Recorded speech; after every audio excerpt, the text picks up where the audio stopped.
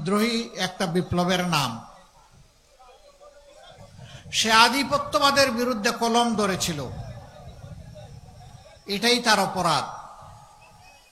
এই জন্য তাকে দুনিয়া থেকে অত্যন্ত নির্মমভাবে বিদায় করা হয়েছে বাংলাদেশের সবচাইতে বড় শিক্ষা প্রতিষ্ঠান, যেখানে মেধাবীদের মিলন মেলা। এরা যে আচরণ করেছে এটা কোনো মানুষ করে না, এটা সাধারণ পশুও করে না। তাদের ব্যাপারে আল্লাহ পাক কালামে হাকিমে বলেছেন কালা নাম, এরা হচ্ছে চার পায়া জন্তুর মতো। এরপরে বলেছেন বালহুম আদল্ল, এরা ওই জন্তুগুলা অবুঝ জন্তুগুলার চাইতে আরো খারাপ, আরো নিকৃষ্ট। আল্লাহ তাআলা ওই প্রাণীগুলাকে বিবেক দেন নাই, মানুষকে বিবেক দিয়েছে। তাকে কিভাবে পিটিয়ে পিটিয়ে নির্যাতন করে ক্লান্ত অবসন্ন হয়ে পড়েছে, পানি চেয়েছে, কি দেওয়া হয়েছে আপনারা জানেন। আমরা দোয়া করি আবরার ফায়াদ বিদায় নিয়েছে, বাংলাদেশের প্রত্যেকটি যুবক যুবতী যেন এক একজন আবরার ফাহাদ হয়ে যায়। আধিপত্যবাদীরা তাদের অপকর্মের বিরুদ্ধে বাংলাদেশে কেউ আওয়াজ তুলুক, এটা পছন্দ করে না।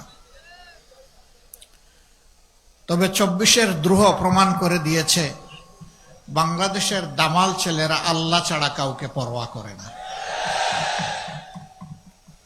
এটি একটি স্বাধীন দেশের জন্য বিশাল শক্তির ব্যাপার, যাদের নেতৃত্বেই জাতি 24-এর লড়াইয়ে অংশগ্রহণ করে মুক্তি পেয়েছে। আমি 24-এর সকল যোদ্ধা, সকল শহীদের প্রতি গভীর শ্রদ্ধা নিবেদন করছি। তাদেরই একজন যে আল্লাহ ছাড়া কাউকে কোনো বিষয় পরোয়া করত না, তাকে অত্যন্ত নির্মমভাবে ডিসেম্বরের 12 তারিখ স্পষ্ট দিবালোকে জুমার পর সে তার কার্যালয়ে যাচ্ছিল অথবা এলাকায় যাচ্ছিল, সঙ্গে তার আপন ভাই, ঠান্ডা মাথায় গুলি করে তাকে দুনিয়া থেকে বিদায় করে দেওয়া হয়েছে। হ্যাঁ, এক ফাহাদকে বিদায় করেছ, এক আবরারকে বিদায় করেছ, এক আবু সাইদকে বিদায় করেছ, কিন্তু মনে রাখবা এক একটা বিপ্লবী হাজার নয়, লক্ষ নয়, কোটি বিপ্লবীর দুনিয়ায় জন্ম দিয়ে তারা বিদায় নিয়েছে। আজ আমি এখানে দাঁড়িয়েছি আমার ওই মায়ের পক্ষে কথা বলতে, যে মা তার সন্তান হারিয়েছেন, অত্যন্ত নির্মমভাবে সন্তানকে খুন করা হয়েছে। এই মায়েদের দুয়ারে আমি হাজির হওয়ার চেষ্টা করেছি, সব জায়গায় যেতে পারি নাই, বেশিরভাগ জায়গায় যাওয়ার চেষ্টা করেছি। আমি মায়েদের মুখে চোখের পানি দেখি নাই, আমি তাদের মুখে, তাদের চোখের কোনায় আমি রক্ত দেখেছি, তার সন্তানের রক্ত। এটি চোখের পানি ছিল না, এটা ছিল সন্তানের রক্ত। ওই সমস্ত বোনদেরও চোখের কোণে আমি পানি দেখেছি যারা অল্প বয়সে স্বামীকে হারিয়েছে, জালিম তাদের বুক থেকে কেড়ে নিয়েছে। অবুঝ শিশুদের যখন কুলে নিয়েছি, আমরাও শিশুদের সাথে একসাথে কান্নায় ভেঙে পড়েছি। ওদেরকে কি দিয়ে সান্ত্বনা দেব? সান্ত্বনা দেওয়ার কোনো ভাষা আমরা খুঁজে পাইনি। সারা বাংলার সকল জনপদের একই মানচিত্র। অসংখ্য মায়ের বুক থেকে, বোনের বুক থেকে, সন্তানের বুক থেকে তাদের আপনজনকে তুলে নিয়ে বছরের পর বছর আয়না করে রাখা হয়েছে, গুম করে রাখা হয়েছে। বেশিরভাগকে আলহামদুলিল্লাহ আমরা ফেরত পেয়েছি, হয় জীবিত অথবা লাশ হিসাবে। কিন্তু কিছু আল্লাহর বান্দা এখনো রয়ে গেছেন। এই কুষ্টিয়া ইসলামী বিশ্ববিদ্যালয়েরও 2 জনকে আমরা এখন পর্যন্ত পাইনি। এরকম আরো 8 জন যাদেরকে এখনো আমরা খুঁজে পাইনি। আমরা যখন তাদের প্রিয়জন আপনজনের সাথে মিলিত হই, তখন তারা বলেন ও কি বেঁচে আছে, যদি বেঁচে থাকে তাহলে কোথায়? আমার বুকের দন আমার বুকে ফিরে আসবে কি? আর যদি বেঁচে না থাকে আমার সন্তানের কবরটা কোথায়? তাকে না পাই, অন্তত কবরের মাটিটা ছুঁইতে চাই। এই লোকগুলো সবচেয়ে বড় মজলুম। তারা জানে না আপনজন লোকটি বেঁচে আছেন অথবা নেই। হে মহান আল্লাহ, তুমি তো সামিউন বাসির, তুমি তো আলা কুল্লি শাইইন কাদির। এই লোকগুলাকে তোমার হাওয়ালা করলাম। এই যত পরিবারের কথা বললাম, তুমি নিজেই তাদের অভিভাবক হয়ে আল্লাহ তুমি তাদের নিরাপত্তার ব্যবস্থা করো। তারা যেন দুনিয়ায় সম্মানের সাথে বসবাস করতে পারে। প্রিয় বন্ধুগণ, আপনারা জানেন দল হিসাবে আমরা কতটা মজলুম ছিলাম। আমাদের ভাই বোনদেরকে স্বস্তিতে এক জায়গায় স্থির থাকতে দেওয়া হয়নি। এই অঞ্চলেও আমাদের বোনদেরকে দফায় দফায় গ্রেফতার করে রিমান্ডে নিয়ে অপমান করা হয়েছে, নির্যাতন করা হয়েছে। ও আমার মা বোনেরা, আপনারা মন খারাপ করবেন না। নবী করিম সাল্লাল্লাহু আলাইহি ওয়াসাল্লাম ইসলামের সুমহান নিয়ামত নিয়ে যখন মানুষের কাছে দাওয়াত নিয়ে পৌঁছলেন, মক্কায় অসহায় সাধারণ মানুষগুলোই প্রথমে তাকে কবুল করেছিল। তিনি যখন গুহা থেকে নেমে সমতলে আসলেন, তখন আমাদের আম্মাজান খাদিজাতুল কুবরা রাদিয়াল্লাহু তাআলা আনহা সর্বপ্রথম ঈমান কবুল করেছিল।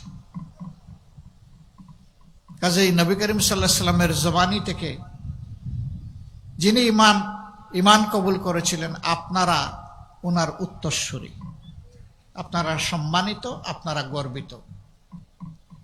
ইসলাম কবুল করার পরে মক্কার লোকেরা তিলে তিলে কষ্ট দিয়ে যাদেরকে খুন করেছে, আহত করেছে, গোলাম বানিয়ে রেখেছে, তাদের মধ্যেও সর্বপ্রথম যিনি রক্ত দিয়েছেন, জীবন দিয়েছেন, শহীদ হয়েছেন, তিনি একজন মা, আমাদের আম্মাজান হযরতে সুমাইয়া রাদিয়াল্লাহু তাআলা আনহা।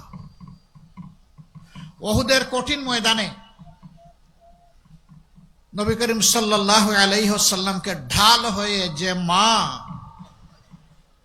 নিরাপত্তা দিয়েছিলেন, যার গায়ে যুদ্ধের পরে 8টি ঝুলন্ত তীর ছিল, 70টি ভারী জখম ছিল, পুরুষরা সেখানে নবী করিম সাল্লাল্লাহু আলাইহি ওয়াসাল্লামের পাশে ছিলেন না। এই কঠিন সময়টায় আমাদের আম্মাজান হযরতে মুসাইবা রাদিয়াল্লাহু তাআলা আনহা রাসূল করিম সাল্লাল্লাহু আলাইহি সাল্লামের জীবনের সবচেয়ে কঠিন সময়ের সঙ্গী হয়েছিলেন। আপনারা গর্বিত, আপনারা তাদের উত্তরসূরি। আল্লাহর জন্য যেমন তারা সকল দুঃখ কষ্টকে হাসি মুখে কবুল করেছেন, আমি বিশ্বাস করি আল্লাহর জন্য, মানবতার জন্য আপনাদের সাথেও যে আচরণ করা হয়েছে, এখনো হয়তো বা কেউ কেউ করে, আমি মনে করি যে আপনারা ওই উত্তরসূরির ঐতিহ্য ধরে রেখে আল্লাহর ফয়সালার উপরে সন্তুষ্ট থাকবেন ইনশাআল্লাহ। আমরা দোয়া করি এদেশের মা বোনদের গর্বে আল্লাহ তাআলা বেশি বেশি করে আবরার ফাহাদ, শরীফ উসমান ইবনে হাদি, আবু সাইদ, এদের মতো বীর আল্লাহ বেশি বেশি করে আপনাদের গর্বে আমাদের জন্য আল্লাহ উপহার দিন। মায়েরা যখন সন্তান নয় বীরের জন্ম দিবে, এই দেশ হবে বীরের জাতির দেশ ইনশাআল্লাহ। আজকে মায়েরা ন্যায়ের পক্ষে, সত্যের পক্ষে, মানবতার পক্ষে আল্লাহর দ্বীনের আওয়াজ তুলতে ঘরে ঘরে যান। কিছু লোক এটা সহ্য করে না, তাদেরকে বিরক্ত করে, তাদের সাথে অপমানজনক আচরণ করে, তাদেরকে কষ্ট দেয়, এমনকি দিশাহারা হয়ে দুই এক জায়গায় গায়েও হাত দিয়েছে।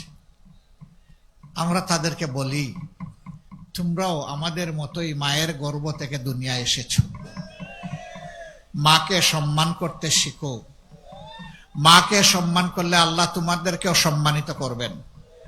যেই জাতি মাদেরকে সম্মান করতে পারে না, অপমান তাদের জন্য অবধারিত।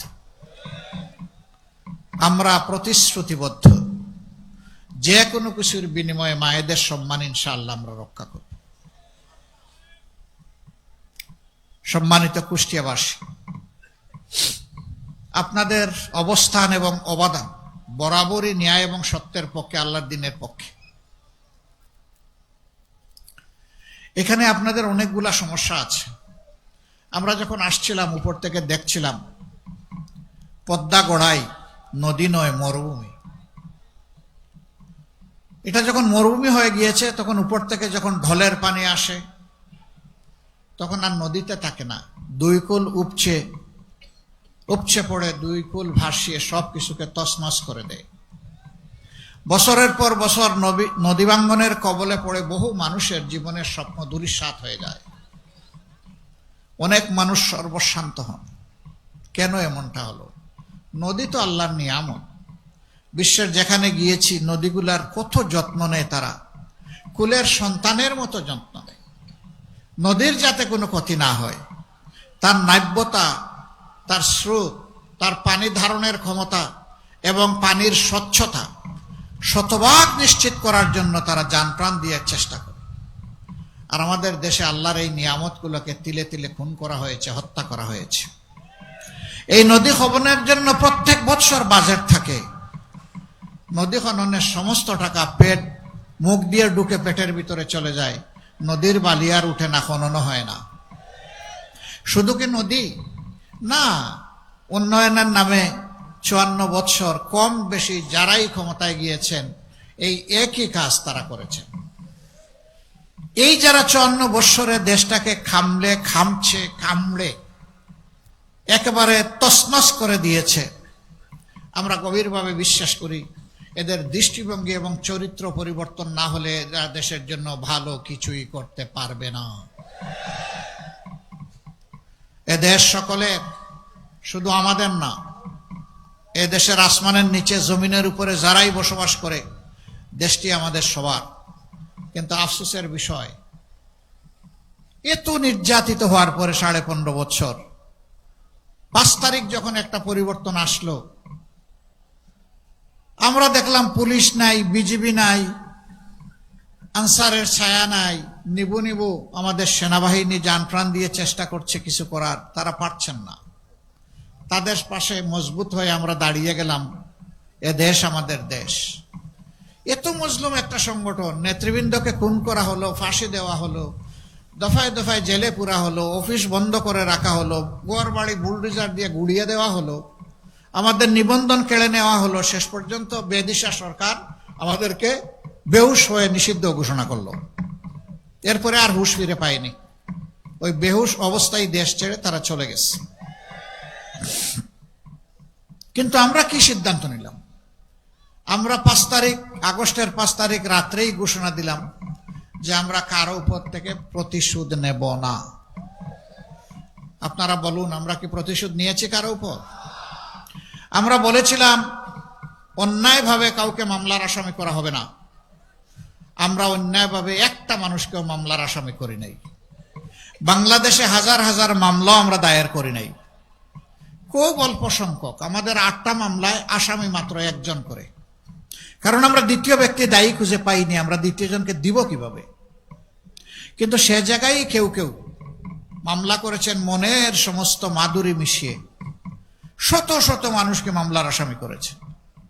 সেই আসামিতে জনগণও আছে, আইন শৃঙ্খলা রক্ষাকারী বাহিনীর সদস্যরা আছে এবং সিভিল প্রশাসনের লোকেরাও আছে। কি আশ্চর্য কারবার! আবার তাদের সাথে এরপরেই ডায়ালগ শুরু করে, নাম অবশ্য এসে গেছে, এখন তো কাটতে হলে কিছু মাল পানি দেওয়া লাগবে। এই তো শুরু হয়ে গেল মামলা বাণিজ্য। জায়গায় জায়গায় দখলদারি, জায়গায় জায়গায় আমাদের ভাইয়েরা নেমে পড়লেন চাঁদাবাজি করতে। এই ভাইদের প্রতি আমরা খুব দরদ ভরা মনে বলতে চাই, সত্যিই যদি আপনাদের সংসারে অভাব অনটনের কারণে আপনারা এই কাজগুলা করে থাকেন, আসুন আপনারা এখান থেকে সরে আসুন। আল্লাহ আমাদেরকে যে রিজেক্ট দিয়েছেন ওইটাই আপনাদের সাথে আমরা ভাগাভাগি করে খাইতে রাজি আছি। তবুও মানুষকে কষ্ট দিবেন না, চাঁদাবাজি করবেন না। এখানে কুষ্টিয়া জেলায় 60টার মতো চাল কল আছে, রাইস মিল। ট্রাকগুলা এখান থেকে চাল বোঝাই করে রাজধানী এবং দেশের বিভিন্ন গন্তব্যে যায়। এখানে প্রতিটি ট্রাক থেকে বেসরকারি খাজনা আদায় করা হয়। চাঁদা বললে মানুষ একটু লজ্জা পায়, তো এই জন্য বললাম বেসরকারি খাজনা, এবং রেটও ভালো, প্রতি ট্রাকে 5,000। ট্রাকের মালিকরা অতিষ্ঠ, ব্যবসায়ীরা অতিষ্ঠ, চালকল মালিক যারা তারা অতিষ্ঠ। এরপরে আবার বিভিন্ন স্ট্যান্ড দখলের ব্যাপার আছে। আমি অবশ্য ওই স্ট্যান্ডের নাম নেই না, ওইটা নিলেও মানুষ মন খারাপ করে, একদল মানুষ। আপনারা জানেন ওই সমস্ত স্ট্যান্ডের নাম দাম, তাই না? আমরা সবাইকে বলি সরে আসো, ওখান থেকে সরে আসো। আমরা কথা দিচ্ছি, এমন এক বাংলাদেশ আমরা গড়তে চাচ্ছি, আল্লাহর উপর ভরসা করে, মহান আল্লাহর উপর ভরসা করে গড়তে যাচ্ছি, যেই বাংলাদেশে প্রত্যেকটি সক্ষম পুরুষ এবং নারীর হাতে মর্যাদার কাজ আমরা তুলে দেব ইনশাআল্লাহ। বিশেষ করে যুবক যুবতীদের হাতে, তাদের এই যৌবনের শক্তি দিয়ে তারা যেন দেশকে দারুণভাবে গড়তে পারে, এগিয়ে নিয়ে যেতে পারে। এবং তোমাদের হাতেও আমরা কাজ তুলে দেব, যারা এই সমস্ত কর্মকাণ্ডে লিপ্ত আছো। সেদিন সম্মানের সাথে তোমরা বসবাস করবা। এখন তো তোমরা অপমানজনকভাবে এই সমাজে বসবাস করো। মানুষ তোমাদেরকে ঘৃণা করে, মানুষ তোমাদেরকে অভিশাপ দেয়। সেই ঘৃণা এবং অভিশাপ থেকে ভাইয়েরা তোমরা সেদিন মুক্তি পেয়ে যাবা। আমরা সারা জাতির সমস্ত মানুষগুলোর মুক্তির চিন্তা করি। আমরা নিজেরা খাওয়ার জন্য রাজনীতি করি না, এবং দলীয় কর্মীদের পেট ভরানোর জন্য আমরা রাজনীতি করি না। বরঞ্চ এদেশের দুঃখী বোখা নাঙ্গা মানুষের পেটে কিভাবে আমরা মুখে একটু খাবার তুলে দিতে পারি আর পিঠে একটু কাপড় তুলে দিতে পারি, এটাই হবে আমাদের সংগ্রাম ইনশাআল্লাহ। এখানে নদীকে যেভাবে খুন করা হয়েছে আপনারা জানেন। আমরা এই 2 দিন আগে উত্তরবঙ্গ সফর করে এসেছি, একইভাবে ওখানেও খুন করা হয়েছে। ওখানে 4টা প্রধান নদী আছে, সেই নদীগুলাকে শেষ করে দেওয়া হয়েছে। আমরা বলেছি ওখানে আমাদের জীবন বাঁচানোর সংগ্রাম হবে শুরু নদী বাঁচানোর মধ্য দিয়ে। আমরা এখানেও কথা দিচ্ছি, আমরা ইনশাআল্লাহ নদী বাঁচানোর মধ্য দিয়ে এই অঞ্চলের সংগ্রাম আমরা শুরু করবো ইনশাআল্লাহ। নদী বাঁচলে মাটি বাঁচবে, মাটি বাঁচলে আমার মাও বাঁচবে। এই জন্য আগে নদী। এই নদীতে অনেক বরকত আল্লাহ রেখেছেন। নদীতে জলজ প্রাণী রেখেছেন, যেটা আমাদের রিজেকের। নদীতে যে পানি আল্লাহ দিয়েছেন, যেটা আমাদের মাটিকে বাঁচিয়ে রাখে। নদীর নাব্যতা যখন থাকবে তখন আমাদের যোগাযোগ ব্যবস্থা সহজ হবে এবং সুলভ হবে। পণ্য পরিবহনে খরচ অনেক কমে যাবে। জনগণের উপর পণ্যের যে মূল্যের ভার, এটা কমে আসবে। অবশ্য কমে আসার ক্ষেত্রে 3 জায়গায় আমরা হাত দেব। যোগাযোগ উন্নত করা, 2 নম্বর হচ্ছে সিন্ডিকেট ভেঙ্গে একদম চুরমার করে দেওয়া, আর 3টা হচ্ছে চাঁদাবাজিতে যারা লিপ্ত তাদেরকে আমাদের বুকে টেনে নিয়ে অন্য ভালো কাজে লাগিয়ে দেওয়া। এই 3টা কাজ আমরা সফলভাবে যদি আল্লাহ তাআলার সাহায্যে করতে পারি, আমরা বিশ্বাস করি 1 বছরের ভিতরে বাংলাদেশের মানুষ লক্ষণীয় পরিবর্তন দেখবে ইনশাআল্লাহ। সম্মানিত ভাইরা, এখানে চিনিকল ছিল, কুষ্টিয়া চিনিকল বন্ধ হয়ে আছে। দুনিয়ার সব জায়গায় ইন্ডাস্ট্রির বিস্তার ঘটছে, আর আমাদের একটা একটা করে তালা ঝুলানো হয়েছে। শহীদ মৌলানা মতিউর রহমান নিজামী, বাংলাদেশ জামাতে ইসলামীর সাবেক আমির, তিনি যখন শিল্পমন্ত্রী ছিলেন তখন তিনি ঘোষণা দিয়েছিলেন, আজ থেকে আর কোনো সরকারি কলকারখানায় তালা ঝুলবে না নতুন করে, বরঞ্চ ঝুলা তালা যেখানে যেখানে আছে সেইগুলা খোলার চেষ্টা করব আমি। এবং তিনি তাই করেছিলেন। বন্ধ লোকসানি চিনিকলগুলা খুলে দিয়ে বিভিন্ন জায়গায় সেইগুলাকে মাত্র 2.5 বছরের মাথায় লাভজনক প্রতিষ্ঠানে পরিণত করেছিলেন। তিনি করতে পেরেছিলেন, তার ব্যক্তিগত সততা ছিল, তার মাঝে স্বজনপ্রীতি ছিল না। তিনি একজন ভিশনারি নেতা ছিলেন। তিনি জাতির জন্য প্রাণ ভরে কাজ করতে চেয়েছিলেন, এই জন্য তার পক্ষে এটা সম্ভব হয়েছে। তিনি বুয়েট থেকে পাশ করা কোনো ইঞ্জিনিয়ার ছিলেন না। এর আগে তিনি কৃষি মন্ত্রণালয়ে সার্ভ করেছেন, তিনি কৃষি বিশ্ববিদ্যালয়েরও কোনো গ্রাজুয়েট ছিলেন না।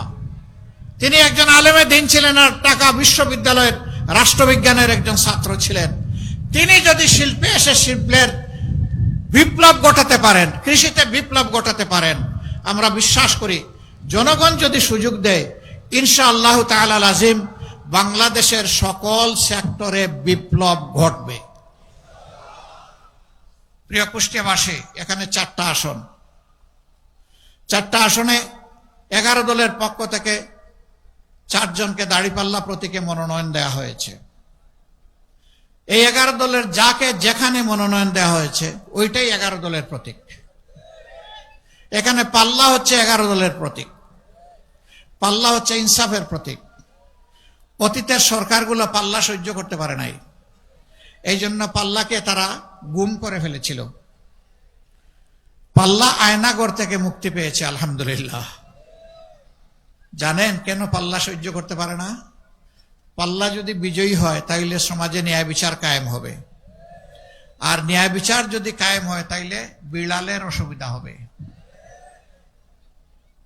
একজন সাধারণ মানুষ খাওয়ার সময় গরম ভাত চায়, কিন্তু গরম ভাতে বিলাই বেজার, ওর যে মুখ পুড়ে। এই জন্য ওই বিড়াল খাসলতের যারা সমাজে ন্যায় বিচার দেখতে চায় না, বরঞ্চ বিচারাঙ্গনকে নিজের পকেটে নিয়ে চলতে চায়, তারা পাল্লাকে গায়েব করে দিয়েছিল। আল্লাহ তাআলা সেই গুম অবস্থা থেকে, আয়নাগর থেকে পাল্লাকে মুক্তি দিয়েছেন আলহামদুলিল্লাহ। এবার বাংলাদেশের মানুষের কণ্ঠে কথা একটাই, দফায় দফায় অনেক দলকে বাংলাদেশ পরিচালনার দায়িত্ব দেওয়া হয়েছে। আপনারা যা করেছেন আমরা দেখেছি, কেউ কেউ এখন যা করছেন তাও আমরা দেখছি। সুতরাং এখন আমরা ন্যায় ইনসাফের প্রতীক দাঁড়িপাল্লার সঙ্গী হতে চাই। যুবকরা ইতিমধ্যে রায় দিয়ে দিয়েছে, 5টা বিশ্ববিদ্যালয়ে নির্বাচনের মাধ্যমে যুবক যুবতীরা তারা বলেছে আমরা পরিবর্তন চাই এবং আমরা ন্যায় ইনসাফের পক্ষেই থাকতে চাই। বিভিন্ন নারীদেরকে উস্কানি দেওয়া হয়, বলে যে পাল্লার বিজয় হলে আপনার কেমন লাগবে? আলহামদুলিল্লাহ ডেসপারেটলি এখন মারা বলতেছেন ভালো লাগবে। আপনি কারে সমর্থন করেন? কয় আমি পাল্লারে সমর্থন করি। কয় পাল্লা সমর্থন করলে এই পোশাক তো আপনি পরতে পারবেন না। কয় পরবো না, তখন পোশাক যেমন হওয়া দরকার তেমন পরবো। কয় আপনি পোশাকও পরবেন না, এই পাল্লা কেন বিজয়ী হবে? কয় যে আমি চাই দেশটা ঠিক হোক। জিজ্ঞেস করে জামাতের কোন জিনিস তোমার ভালো লাগে? কয় পুরা জামাতকেই আমার ভালো লাগে। This is the reality of time. আলহামদুলিল্লাহ দেশবাসী, বিশেষ করে যুব সমাজ এবং মায়ের জাতি, তারা আর বস্তা পচা রাজনীতি দেখতে চান না। মাদেরকে জিজ্ঞেস করা হয় আপনারা কেন পাল্লায় ভোট দিবেন?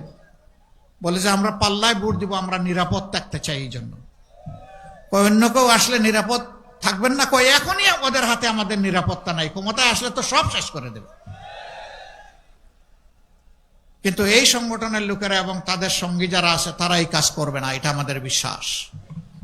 মায়েরা, আপনাদের বিশ্বাসের মূল্য আমরা আমাদের চূড়ান্ত স্যাক্রিফাইসের মাধ্যমে দেওয়ার চেষ্টা করবো ইনশাল্লাহ। দোয়া করবেন। আমি বহু জায়গায় জিজ্ঞেস করি, এখানেও একটু জেনে নেই, আচ্ছা মার পেট না বাপের পেট থেকে দুনিয়ায় যারা আসেন একটু হাত তুলেন তো দেখি। আরে আপনি বাপের পেট থেকে আসেন নাকি? হাত তুলতে বললেই হাত তুলতে হবে। প্রশ্নটা পরিষ্কার করতে পারি না, এই দোষটা আমার। বাপের পেট থেকে কেউ জন্ম নিয়েছেন দুনিয়ায়? না। কার পেটে? 285 দিন কার পেটে? মায়ের পেটে।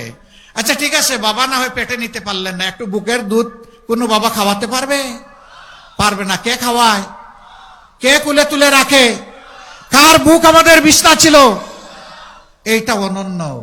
মায়েদের তুলনা শুধু মায়ের, আর কারো সাথে তাদের তুলনা হবে না। এই মায়ের জাতিকে যারা সম্মান দিতে জানে না এরা কপাল পোড়া। যারা সম্মান দিতে জানবে তারাই ভাগ্যবান, তারাই বীর পুরুষ। আমরা মাদেরকে ইনশাআল্লাহ ঘরে, যাতায়াতে, কর্মস্থলে, 3 জায়গায় আমরা পরম সম্মানের সাথে 2টি জিনিস আমরা নিশ্চিত করব ইনশাআল্লাহ। নাম্বার 1 তাদের মর্যাদা, নাম্বার 2 তাদের নিরাপত্তা। শহরগুলাতে, বড় শহরগুলাতে তাদের জন্য আলাদা বাস সার্ভিস চালু করা হবে। মারা ঘর থেকে বের হলে সফরে কোন জায়গায় তাদের জন্য এখন নামাজের এবং ওয়াশরুমের কোনো ব্যবস্থা থাকে না। আমরা কথা দিচ্ছি এই সবগুলা করা হবে ইনশাআল্লাহ। যে মায়েরা কাজ করবেন, সন্তান যদি তাদের দুগ্ধপুষ্য হয়, তাহলে অবশ্যই কর্মস্থলে তাদের জন্য ব্রেস্ট ফিডিং কর্নার রাখা বাধ্যতামূলক করা হবে। এবং যে সমস্ত ইন্ডাস্ট্রি, ফ্যাক্টরি, কাজের এভিনিউতে পর্যাপ্ত নারী ম্যান পাওয়ার আছেন, সেখানে বেবি কেয়ারও চালু করতে হবে। তারা যাতে কমফোর্ট নিয়ে, স্বস্তির সাথে তারা তাদের পেশাগত দায়িত্ব পালন করতে পারেন। অনেকে আমাদের বিরুদ্ধে কথা ছড়ায়, জামাতে ইসলামী ক্ষমতায় গেলে সব মহিলাদেরকে ঘরের ভিতরে আটকে রাখবে। ভাই, অত টাকা নাই, অত তালা কিনার আমাদের। নবী করিম সাল্লাল্লাহু আলাইহি ওয়াসাল্লাম যুদ্ধের ময়দানে আমাদের মাদেরকে সঙ্গে করে নিয়ে গেছেন যোদ্ধা হিসাবে। সকল কর্মকাণ্ডে তারা অংশগ্রহণ করেছেন। আমরা নিশ্চিত করছি, গড় থেকে শুরু করে যুদ্ধের ময়দান পর্যন্ত যারা পছন্দ করবেন, যারা যেতে চাবেন, তাদের জন্য দুয়ার খুলে দেওয়া হবে ইনশাআল্লাহ। এবং সেখানে তাদের পূর্ণ নিরাপত্তা এবং সম্মান, মর্যাদা নিশ্চিত করা হবে। ধোঁকাবাজদের জ্বালাতন থেকে তারা মুক্তি পাবেন ইনশাআল্লাহ। যুব সমাজ, ভাই বোনেরা, আমরা কোনো বেকার ভাতা তোমাদেরকে দিব না, দিতে পারবো না। বেকার ভাতা দিয়ে বেকারের মহাসমুদ্র তৈরি করতে চাই না। বরঞ্চ প্রত্যেকটা যুবক যুবতীর হাতে সম্মানের, মর্যাদার উপযুক্ত কাজ তুলে দিতে চাই, যাতে গর্বের সাথে তারা বলতে পারে, আমি একজন গর্বিত বাংলাদেশী, আমি আমার যোগ্যতা দিয়ে আমার দেশকে আমি সেবা করি। এই কথা যেন তারা বলতে চায়, বলতে পারে। ইনশাআল্লাহ সেই পরিস্থিতি সৃষ্টি করা হবে। আমাদের শিক্ষা হবে কর্মমুখী এবং আমাদের শিক্ষা হবে মানবিক শিক্ষা। মানুষকে যাতে সবাই ধারণ করে এবং সম্মান করে, সেই শিক্ষা আমরা দেব। কঠিন রোদে কষ্ট হচ্ছে, আমি আর কথা বাড়াচ্ছি না। এবার যে 4 জন ব্যক্তিকে আগামী স্বপ্নের বাংলাদেশ গড়ার জন্য আমরা এখানে মহান আল্লাহর উপর ভরসা করে প্রতিনিধি হিসাবে দিয়েছি, সংসদ সদস্য প্রার্থী হিসাবে দিয়েছি, আমি এখন এক এক করে তাদের হাতে পাল্লা তুলে দেব, ইনসাফের প্রতীক দাড়ি পাল্লা ইনশাআল্লাহ। আপনারা এগিয়ে আসুন ভাইয়েরা। প্রথমে 1 নম্বর আসনের যিনি, তিনি আসেন। সর্বপ্রথম আমারে দিবে? এইটা স্বার্থপরতা হলো না? আমি দিতে আসলাম, এখন পাল্টা নিয়ে গেলাম। আচ্ছা, ঠিক আছে। কুষ্টিয়া জেলার পক্ষ থেকে আমাকে সম্মানিত করা হয়েছে ইনসাফের প্রতীক দাড়ি পাল্লা দিয়ে। দোয়া করবেন আমার পুরাটা জীবন ভরে আমি যেন ইনসাফের উপর নিজে থাকতে পারি এবং আমি যেন দেশের খেদমতটাও সেইভাবে ইনসাফের উপর দাঁড়িয়ে করতে পারি। জি, শুকরিয়া আপনাদের। এরপরে 1 নম্বর আসন আসেন। 1 নম্বর আসনের প্রার্থী যিনি, তিনি আসেন। আলহামদুলিল্লাহ। আমরা 1 নম্বর আসন, এটা কোন এলাকা নিয়ে জানি? দৌলতপুর। দৌলতপুর এবং দৌলতপুরের সাথে আর কোনটা নাই? একটাই।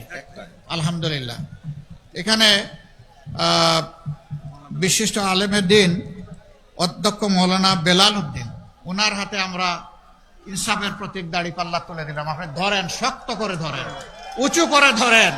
আমরা ইনশাআল্লাহ ন্যায় বিচারকে সমাজে প্রতিষ্ঠিত করব ইনশাআল্লাহ। বিচার সকলের জন্য সমান হবে। যা প্রেসিডেন্টের জন্য হবে, তা একজন শ্রমিক বন্ধুর জন্য হবে, রাস্তার একজন ভিক্ষুক ভাই কিংবা বোনের জন্য সে একই বিচার হবে ইনশাআল্লাহ। আপনারা দাড়িপাল্লার সাথে থাকবেন তো? ঘরে ঘরে আওয়াজ এবং সালাম পৌঁছে দেবেন তো? ভাই বোনদেরকে সাথে নিয়ে 12 তারিখ কেন্দ্রে যাবেন তো? বিজয় নিশ্চিত করে তারপরে ঘরে ফিরবেন এবং শান্তিতে ঘুমাবেন, তাই না? না, ঘুমানো যাবে না। ঘরে ফেরার পথে ভালো করে উজু করে 2 রাকাত নামাজ, 4টা সেজদা, চোখের পানি দিয়ে বলবেন, আল্লাহ রাব্বুল আলামিন তোমার শুকরিয়া আদায় করি, হামদান কাসীরান তাইয়িবান মুবারাকান ফিহি। এরপরে কুষ্টিয়া 2, কুমারখালী না না, হ্যাঁ কেন, এটা কোনটা? কুমারখালী কুকসা, আচ্ছা মিরপুর ভেড়ামারা হচ্ছে 2। জনাব আব্দুল গফুর সাহেব, তাকে আপনারা সবাই চিনেন, সাবেক উপজেলা চেয়ারম্যান, এবং তিনি হচ্ছেন এখন আমাদের ভাই অধ্যাপক আবুল হাসিমের যে জোয়ালটা দায়িত্বের বোঝাটা ঘাড়ে ছিল, এখন তার ঘাড়ে। আপনারা দোয়া করবেন তার জন্য, এবং ইনশাআল্লাহ বিজয় ছিনিয়ে আনবেন ইনশাআল্লাহ। তারপরে কুষ্টিয়া 3, এটা কুষ্টিয়া সদর, যাকে নিয়ে মাঝে মাঝে সারা জাতি খুব হইচই করে। ধরো সারছো কেন? যারকে নিয়ে খুব হইচই করে, তাই না? আলহামদুলিল্লাহ, তার জন্য দোয়া করবেন, সেজন্য ধৈর্যের সাথে সব কিছু মোকাবেলা করে এক আল্লাহর উপর মুতাওয়াক্কিল হয়ে নির্বাচনী এই লড়াই অব্যাহত রাখতে পারে। মহান প্রভুর দরবারে দোয়া করি আপনাদের এই প্রিয় মানুষ বিশিষ্ট মুফাসসিরে কোরআন মুফতি আমির হামজাকে আল্লাহ যেন সম্মানিত করেন, বিজয়ী করে জাতীয় সংসদে গিয়ে দিনের পক্ষে উচ্চ কণ্ঠে আল্লাহ যেন কথা বলার তৌফিক দান করেন। তারও বিজয় ছিনিয়ে ইনশাল্লাহ 12 তারিখ আপনারা ঘরে ফিরবেন। তারপরে কুষ্টিয়া 4, কুমারখালী খুকসা, এখানে জনাব আফজাল হোসেন, আলহামদুলিল্লাহ উনি নির্বাচিত উপজেলা ভাইস চেয়ারম্যান থাকাকালীন অবস্থায় নিবেদিত প্রাণ সমাজসেবক হিসাবে কাজ করেছেন, যার সাক্ষী সেই এলাকার মানুষ।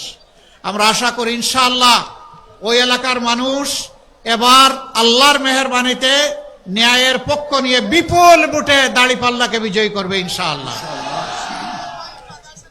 তারপরে কুষ্টিয়া 5, আর নাই 4টা, 5 নম্বরটা ঢাকা ইনশাআল্লাহ। আল্লাহ হাফেজ। বাংলাদেশ জিন্দাবাদ। 11 দলীয় নির্বাচনী ঐক্য জিন্দাবাদ। বাংলাদেশ জামাতে ইসলামী জিন্দাবাদ। আসসালামু আলাইকুম ওয়া রাহমাতুল্লাহি।